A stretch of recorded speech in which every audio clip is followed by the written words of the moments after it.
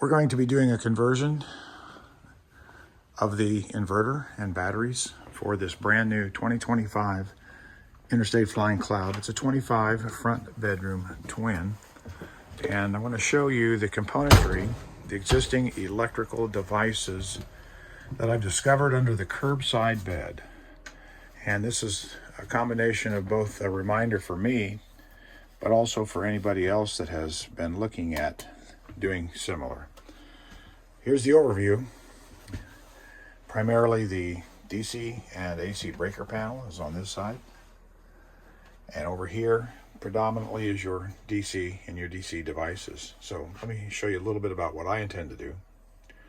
I'm going to mount the multi-plus back here against this wall right here. And in here, I'm going to put an Epic EPOCH 460 amp hour 12 volt battery. A little bit of a concern in that this distance here is just ever so slightly too short. So what I'm going to end up doing is removing this. And then in this particular location, probably DC breakers, circuit breakers. So here's what we have underneath the DC part. And by the way, the schematic that they provide isn't necessarily perfectly accurate, but it's close. This is your DC box, which basically has that label on top of it. I've removed it. Interestingly, it's not a rat's nest like it has been in the past. A lot of the previous Airstreams were just terribly wired. Way too much common wire, way too much of every wire. But they've cleaned it up a little bit. So here's your inverter, 2,000 watt inverter. That'll be coming out. The battery feed. Basically, the battery feed, it can be confusing looking in the battery box because the positive 2 watt cable goes out the curbside and the DC common goes out the driver's side. But the driver's side cable loops, basically it comes in under the bed here and somehow underneath the floor it heads through a chase all the way back over here. So it's confusing, but the bottom line is that both head over here. Inside the box, the DC box, we have the battery feed here into this Intellec. It's a 1000 battery guard. It's rated 250 continuous amps. This is the DC switch that you turn on when you walk in the door. It enables house DC power. It has to stay. Back here you have your internal DC bus, and it's really broken down into two pieces. You have the always on section over here. This always on is important because it does several things. Most importantly, this feed blue wire right here feeds your brakes, both your breakaway switch and your brake feed from your pull vehicle, your tow vehicle.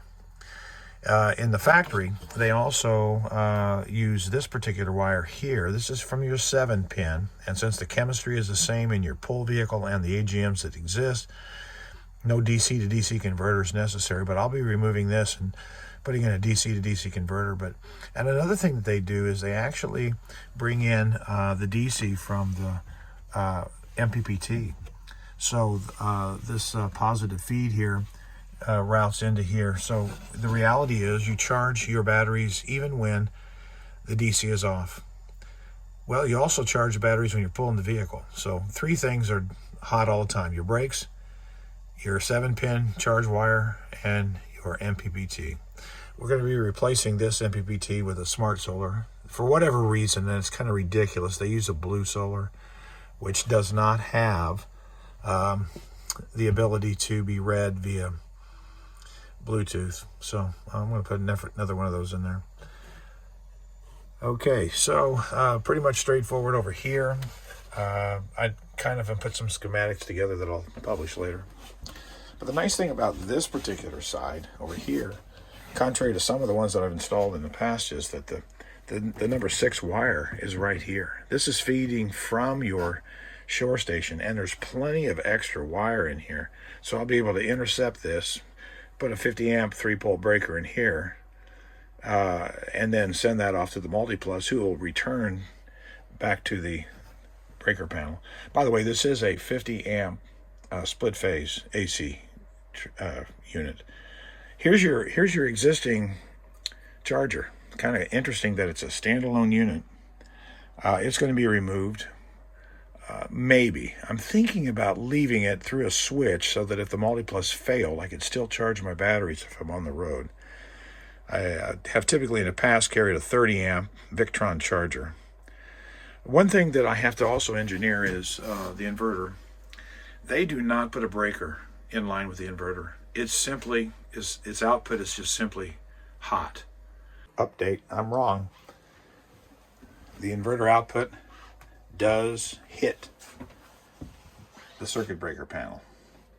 And so they are protected, and that's good. I didn't think they were, but I followed the yellow feed wire into here, and all is cool. So that's what we've got going here, and I'll be publishing some of my documents, and maybe you guys, if you're thinking about doing it, will see it's really not that tough.